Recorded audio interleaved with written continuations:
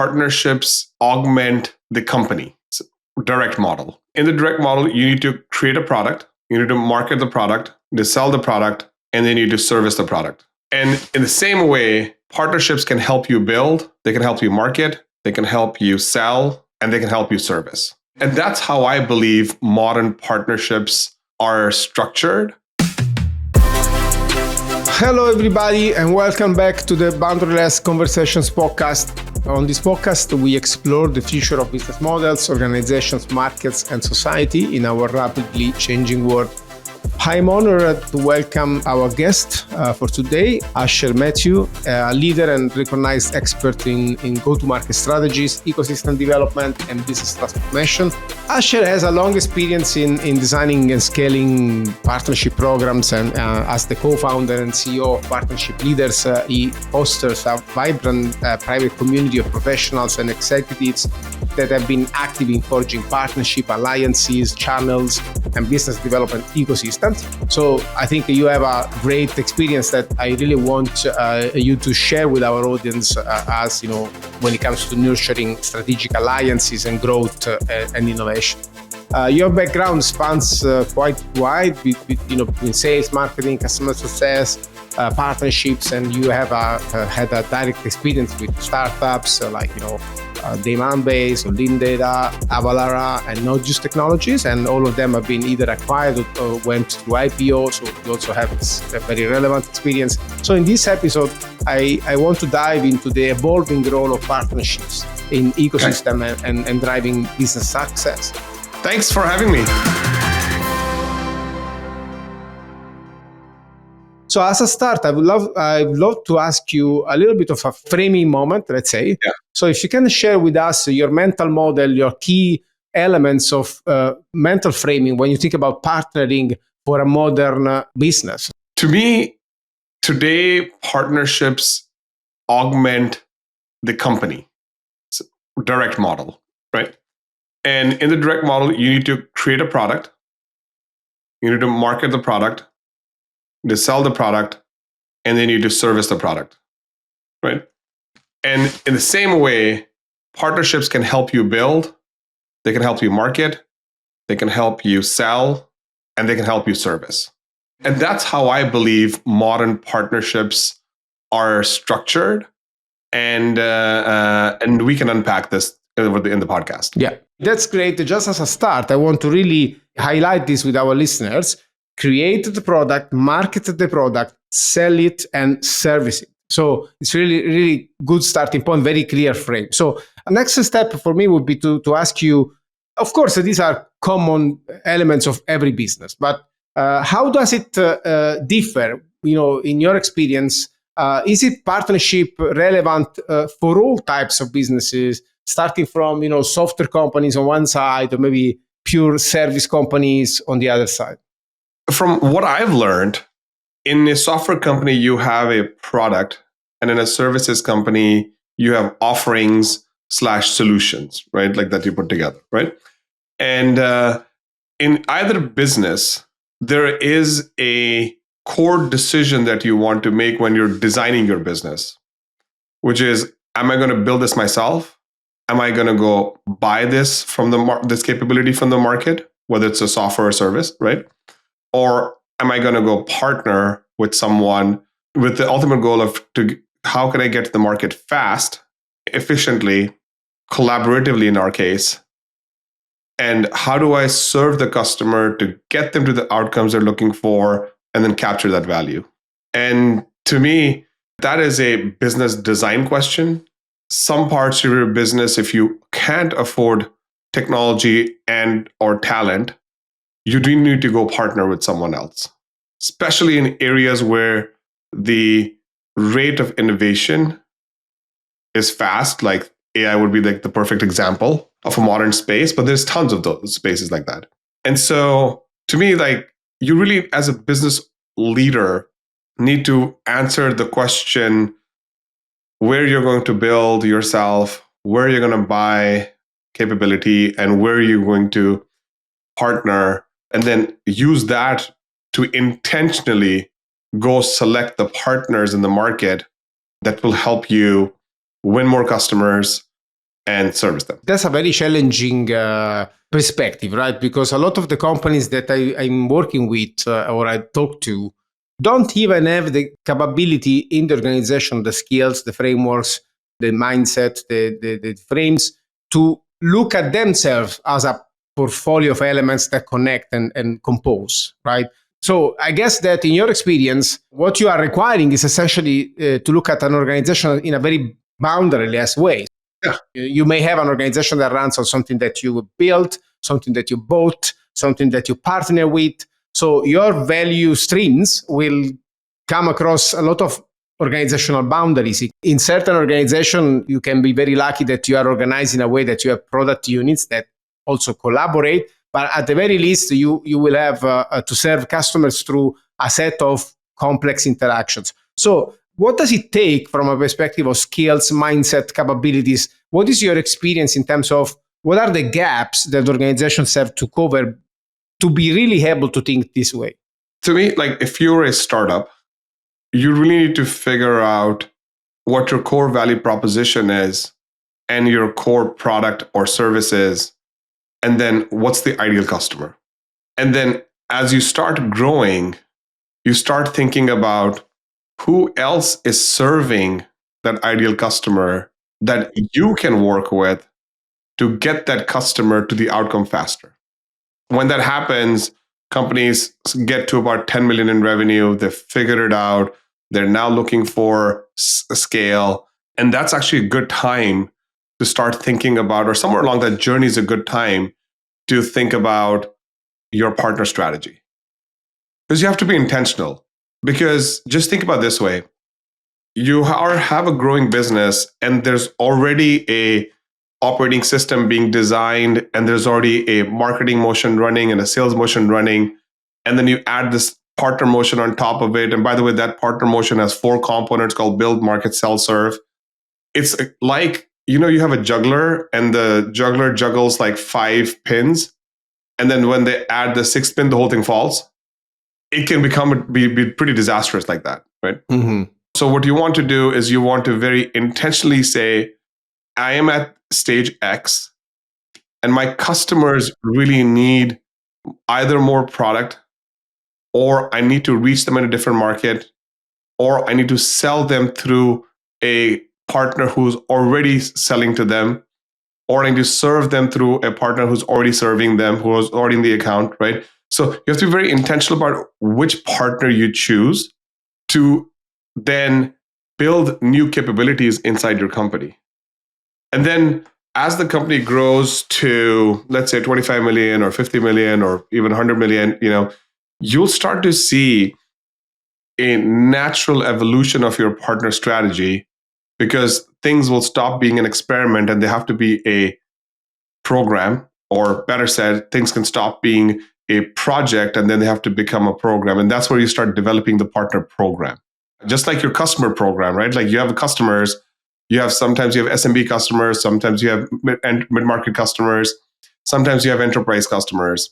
Well, sometimes you'll have build partners, and sometimes you'll have market partners, and sometimes you'll have sell partners, and sometimes you'll have service partners. Yeah, essentially that's what you can name them or brand them whatever you want, but that's the job that they're doing.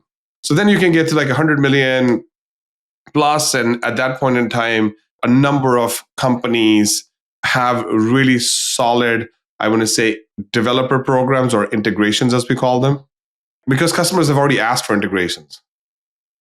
And integrations have been built. And so that's part of your build program. And then from there, these things take on a life of their own because you have a much larger partner base. And then there are regional partners, there's global partners, there's national partners. And so again, just like your customer program evolves and becomes mature, your partner program evolves and becomes mature. So a couple of bits that I want to highlight for the listeners.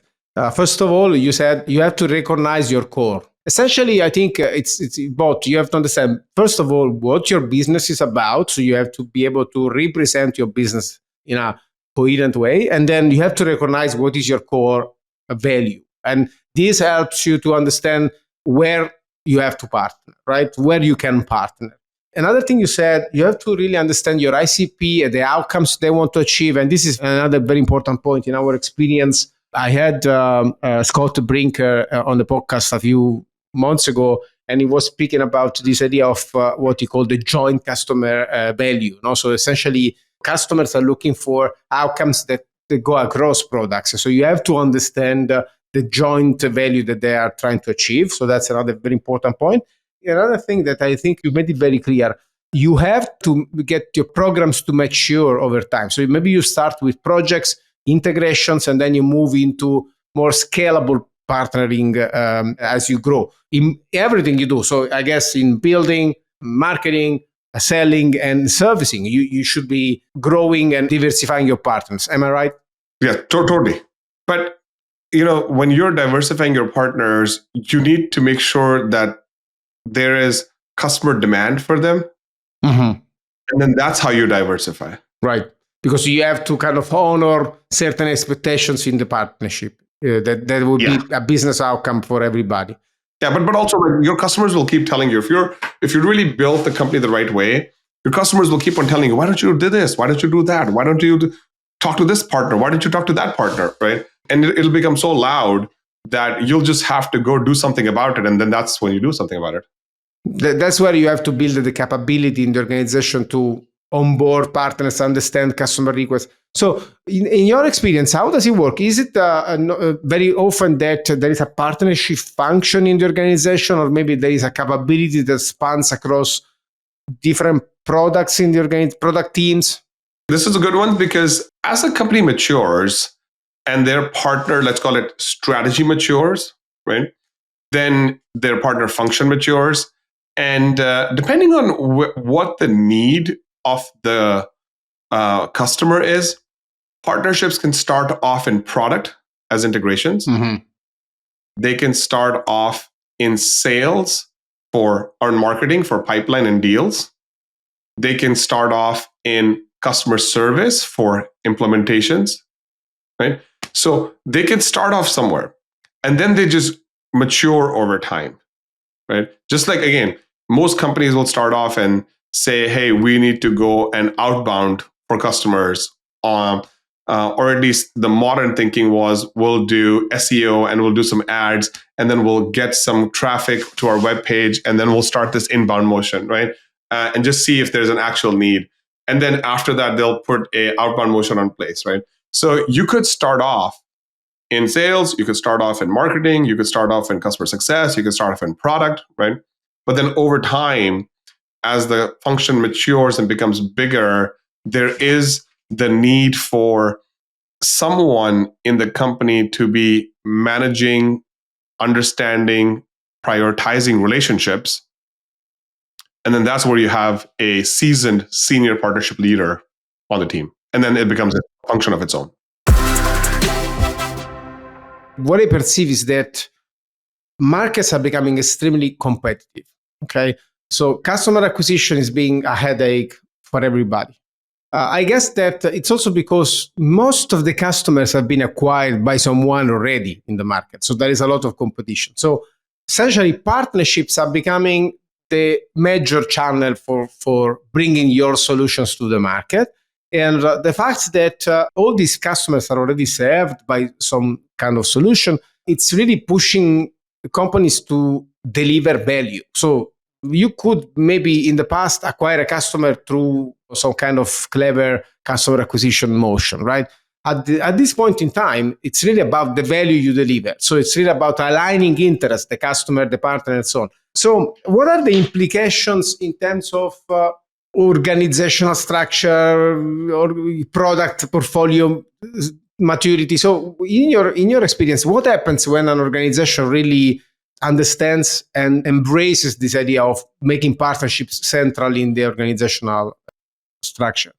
The traditional ways of acquiring customers are very expensive because, and there are privacy laws. Like today, if you send 150 emails a day in a burst, it's not that your sales engagement tool will block you from that.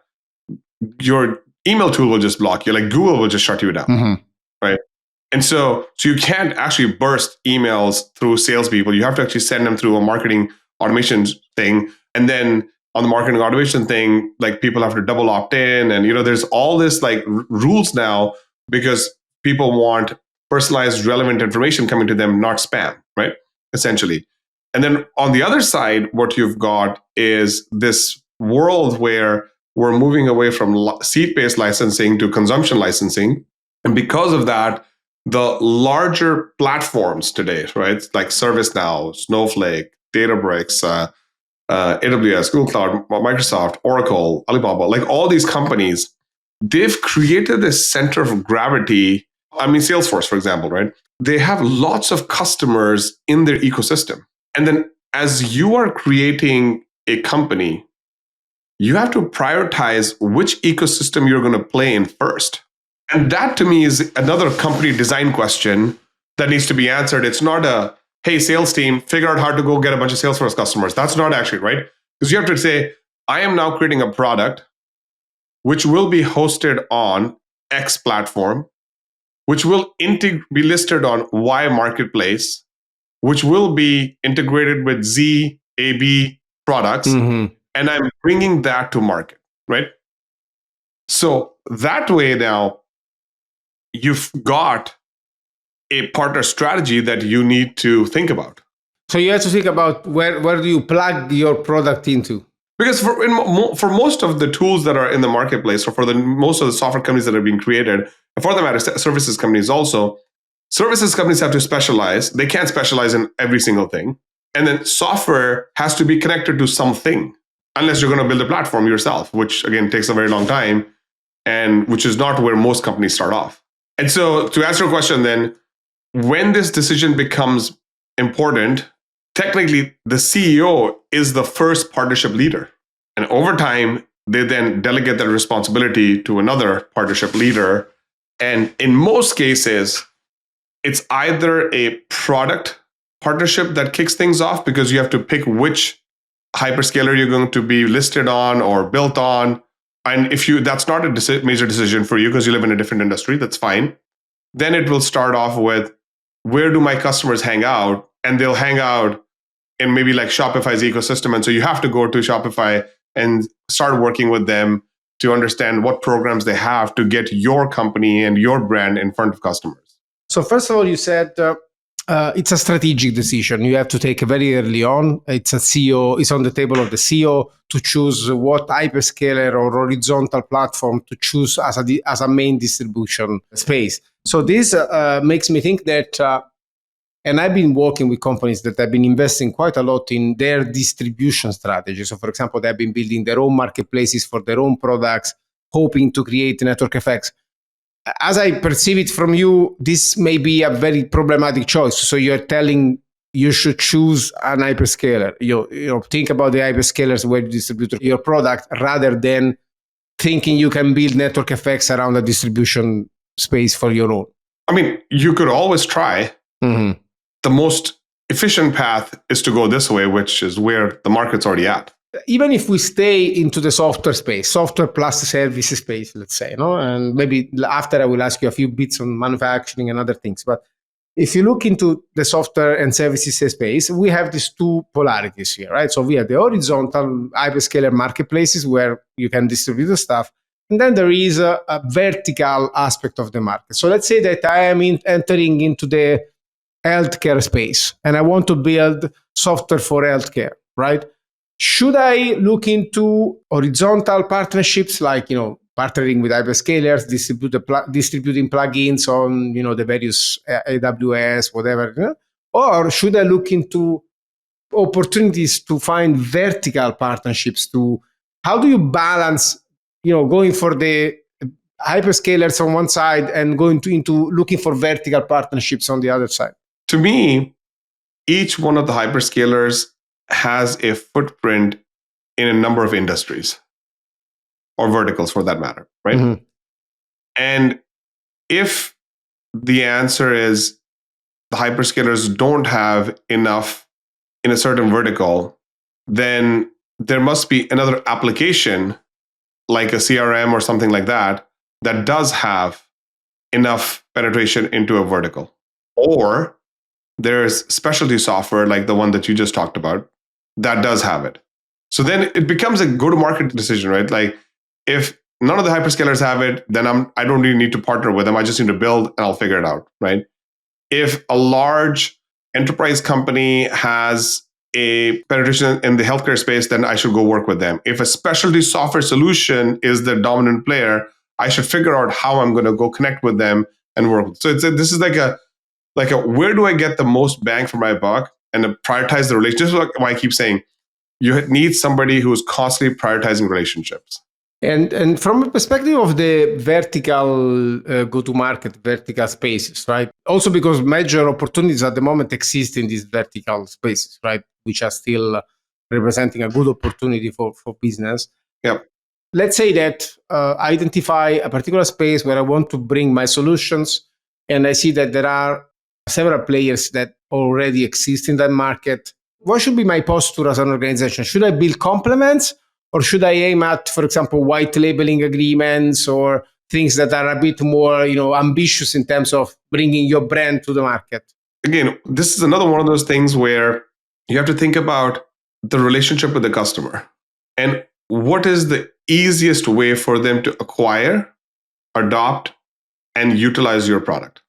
And if it really is that we are in a certain scenario where the customer really does not like to trust easily a new brand in the market. There's just places in the market where companies are like, hey, it's risky for me to go adopt this thing because I'm such a big company and et cetera, et cetera, et cetera. I don't want to take the liability on. So then the best part is to go white label your product with somebody else's and push that in because that other product is already security. There's already a security clearance. It already is integrated. It's like whichever way you can get your product out to the market faster, you need to go do that. So you really have to be pragmatic. Yeah. I feel like the modern partnerships are more about get a business design than just like sales and marketing. And then when they're done correctly, sales and marketing is a outcome of the design versus an experiment. Can you double click on this? Yeah.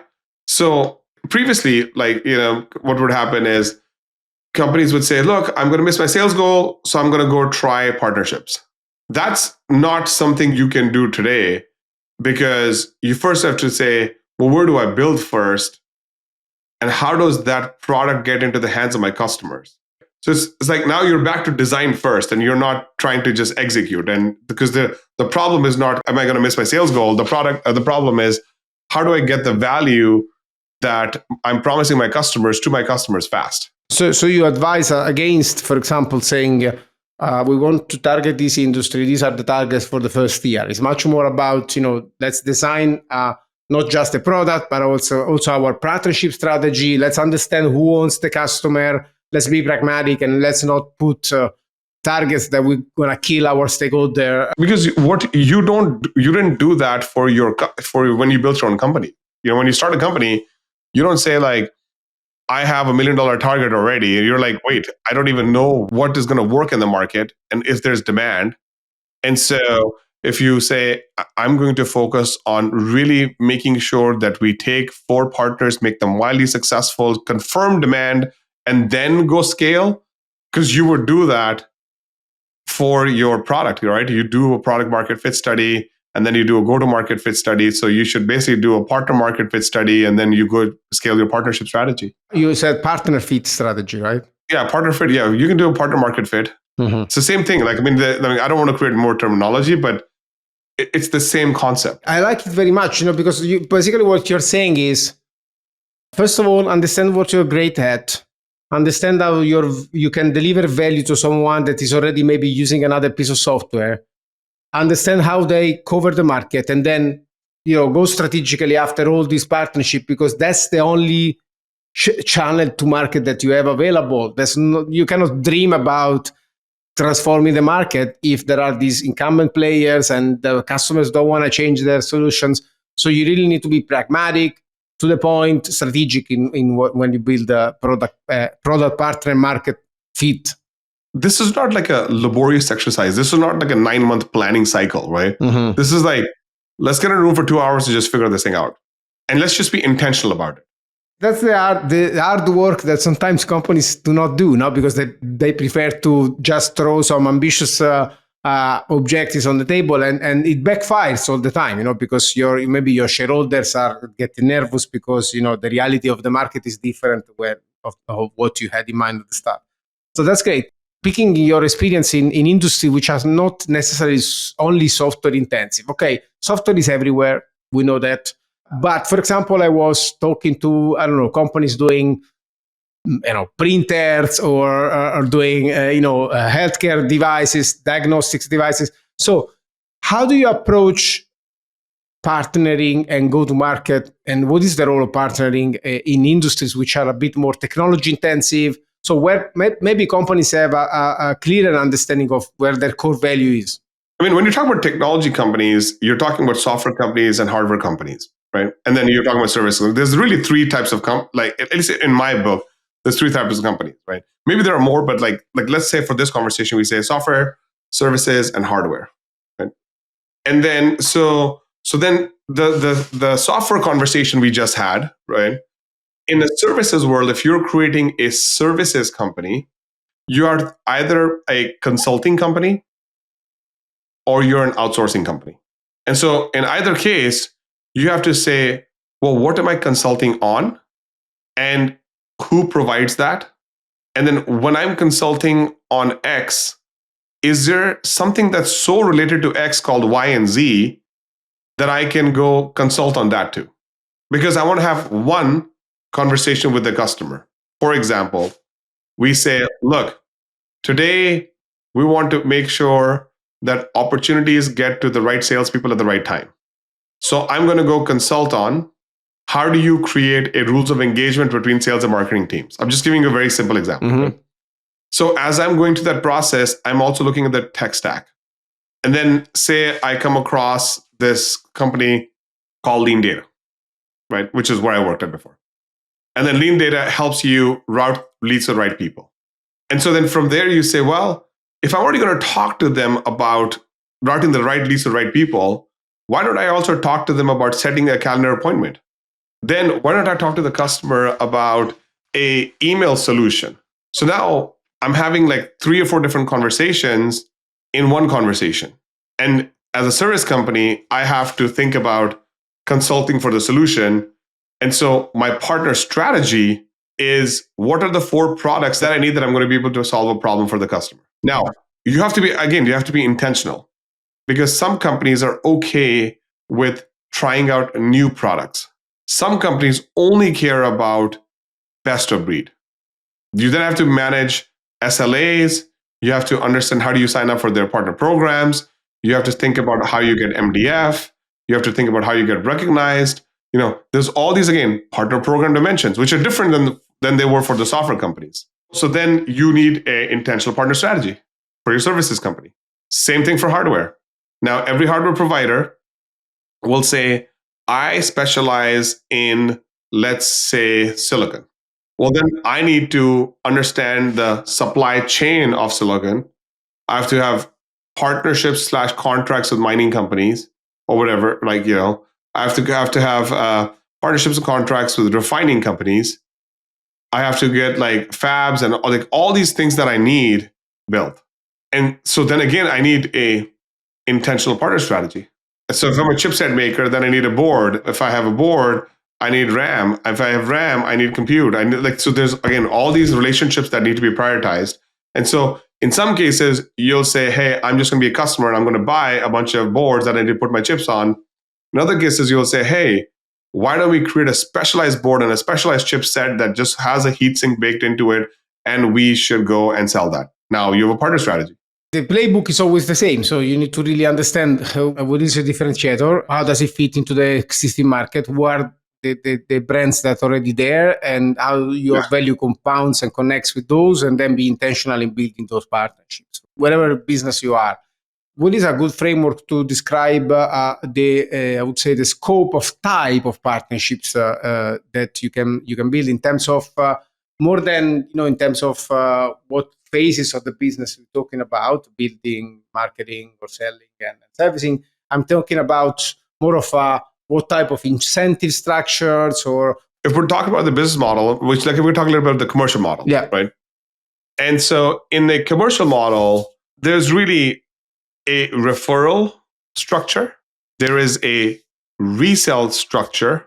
There is a, I want to call co-sell structure. And then there is an OEM structure, right? Or white label. Referral is you referred me an opportunity. I went and closed it. I'll pay you referral fee. Resell is I took your product and sold it while I was selling my product. But the customer knows it's your product. They're just buying it from me. Co-sell is we both targeted an account. You were running your sale and I was running my sale. We exchanged notes and we traded notes and we supported selling each other's product. In some cases, I'll pay you, or in some cases, you'll pay me some incentive to help you with your deal. And sometimes there's revenue sharing agreements as well. And then OEM is really a white label. I bought your product. The customer does not know that is your product, and I'm just selling it as my product. And then there's another incentive there. In your experience, what is I guess that the question, what is the best, it doesn't fit very well because you said that, right? You have to be pragmatic, you have to be, you have to understand the value chain and understand the context. But, what are the pitfalls and benefits? Let's try to help our listeners to build their own mental model around what model should I seek for in what context? I always ask people to just go talk to their customers and say, I'm about to go and build a partner strategy. What are the tools you would like me to partner with or services companies? Like, what are the software companies? What are the hardware companies? What are the services companies that I should partner with so I can get you what you need faster? And the pain points are always around, I can't procure your software fast enough. It's painful. I can't implement your software or service in the fast enough, it's painful. Or I really love your company, but it imposes a lot of risk on my company and I can't take that risk. And these are very simple conversations to have. If you think about, I have to bring my product to the market. Companies often think of, okay, let's talk to somebody that already owns the customer so I can, use them as a channel, okay? Or maybe I can partner with them. But what I perceive from you is something more swift. It's something that tells, talk to the customer, not to the partner, because you have to think about value, not just about the opportunity to channel and just another option to the customer. Totally. Because a transaction is a byproduct of delivering value, right? Without the transaction, the value is not being delivered. But if you just focus on a transaction and never deliver the value, then you have a bad experience because you don't do that for your direct customers either. So when you research the customer and the market, you really need to understand what they are using, what are the products they're using, what are the problems they're trying to solve, not just, this software has 100,000 customers, so it's great for me to try to seek a partnership for them. Yeah, I think that's a great lesson. So what else? We spoke about the stages in the business process. We spoke about the business model, commercial model.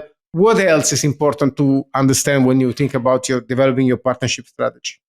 Yeah, I would think about risk and also think about, look, I'm going to go integrate with this other company. What if that company gets acquired by someone else? Okay. Then what happens? I am dependent on this supplier and I've really built some joint products with them or services with them. What if they go out of business? I'm going to spend a lot of money and time and energy building this partnership and take them to my lighthouse customers, and they have an allergic reaction to this company for whatever reason. These are things to think about so you can, again, go back to being intentional and really build this thing out. And then you have happy, amazing customers. And when this thing works, this partner strategy thing works, it's a multiplier effect because the whole system is designed to provide leverage. In go-to-market today, everybody's talking about efficiency. In partnerships, you don't have to talk about efficiency because it's already efficient by design. The whole reason you do it is because it's efficient. In partnerships, you focus on profitable, collaborative growth. It's part of this intentionality that you've been talking about, right? So instead of spray and pray, you really try to be focused. And there is a time to spray and pray, right? Mhm. Let's just say you've said, hey, I am being intentional because I figured out that I want to go talk to a bunch of RevOps consultants because they are very close to my customer. Amazing. Let's figure out a list of 5,000 RevOps consultants and start calling them. That would be spray and pray. With this abundance of capital, we see that there's a lot of pent up capital sitting there. And we have, I think, surprisingly enough, it doesn't seem very much impacted by the end of the zero interest rate policies. So it seems like capital is still flowing and acquisitions are happening. Why should a company really think about M&As and growth by acquisitions?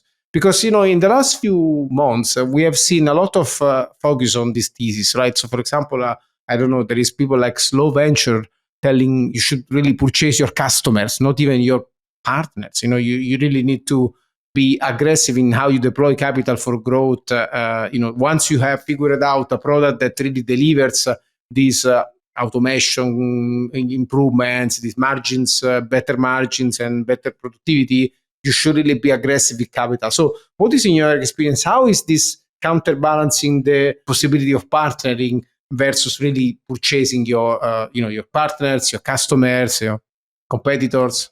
I think it just goes back to the buy, build, partner strategy.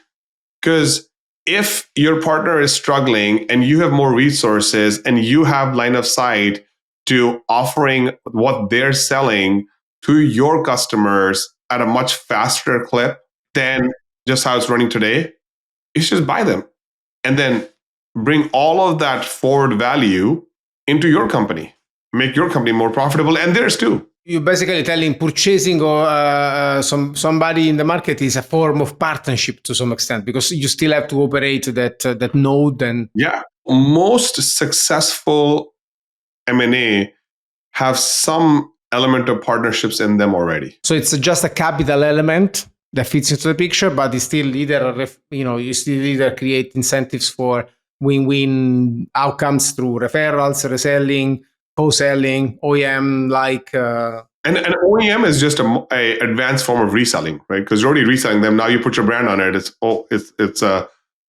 OEMing. What's new in partnership? What are the new things that you are excited about? Of course, everybody's talking about AI, but in general, what do you see? What is your attention now focused? For me, the new things that are happening in partnerships is that partnership leaders have a number of ways to increase their impact inside of a company. Previously, you had channel leaders who were only focused on referring or reselling or OEMing. And as the rise of product partnerships has taken place over time, there is an opportunity for modern partnership leaders, the people who do understand product, to take the responsibility for those product partnerships and create new revenue streams. The way that they're doing this, in some cases, they are creating their own application directories where they list all the companies that complement them. In some cases, people are creating application marketplaces. So like the Salesforce App Exchange is a great example of that. HubSpot's marketplace is a great example of that. And then a number of companies are pushing that business model even further and figuring out how do they make money for their partners and how do they send their partners opportunities to close. So for example, Canva has a program called Premium Apps where they take their top apps, these are integrations basically in a way, right? Or applications right on their platform, and they bundle them in their own subscription, and then they pay those application developers. So you've got an element of marketplaces, you've got an element of platforms, you've got an element of AI, you've got an element of co-selling, which is different than reselling, as we discussed. You've got an element of taking this tier-based partner programs and converting them to points-based, where you reward the partner for an activity that resulted in an outcome. And so you've got enough now to say, wow, this job that was just about either reselling or referring is actually about a much bigger, impactful thing inside of a company. And to me, that is exciting because that allows people to build a properly resourced function and then create an opportunity for growth for their teams and really provide leverage to a business, which in the end could actually serve as a moat. And in your experience, how widespread and how frequent is this possibility to design scalable platform partnership programs in companies? Of course, everybody knows HubSpot and service, App Exchange and so on. But how viable is for maybe startups or new companies that are getting into the market? How viable is to really achieve this? I would say you're not becoming a big company without a partner program. None of the big companies have been able to become big companies without partner programs. Now, as a startup, you do need to get to 10 million plus to really start investing and seeing some returns. But like we were talking earlier on, as you're designing your business, you do have to think about which ecosystem you're going to play in. That's just the reality of today. So I believe that modern software companies and modern services companies both have the opportunity to create and scale modern partner programs, because even the services companies have to build tools to deliver their services. And those tools are apps. I mean, we have been so efficient in getting to the right points in this conversation. So I love that. There's a lot of schemas and frameworks, which I think our listeners will be very grateful for. So as a last bit, do you like to share breadcrumbs with our audience? I would say if you are someone who wants to understand how partnerships help business leaders, there's a podcast called Unlearn that I host. I'd love for folks to have a listen to it. And we bring on business leaders specifically onto that podcast.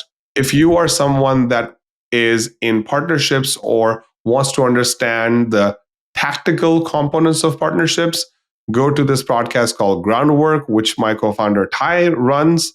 And he brings on some amazing practitioners. Those are the two things that I would recommend. And then outside of that, we are running a number of summits around the world, and there's a number of meetups and mixers, just so that we can bring both business leaders and partnership leaders together to help them understand how to do this well. Yeah. And I also think that, for example, joining one of your events could be a good way to not to just learn, but to develop these relationships, which are also very important in the business. Totally.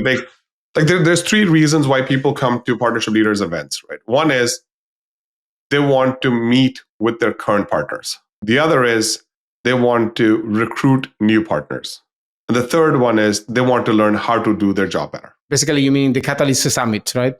Yeah, so Catalyst Summits, and where we have the Catalyst Conference is going to be in Seattle on May 13th to 15th, and it's going to be in London October 22nd and 23rd. So we're going to have both this year. Thank you so much, Asher. It was really great, to the point. The type of conversations I like, very actionable, very schematic. It's because I'm a bit of a rational person. I love the work you're doing. I mean, as I looked at your website, I'm like, this is going to be a fun podcast because I'm going to finally have a chance to go slow and give just to-the-point answers. Yeah, thank you so much. I hope you also enjoyed.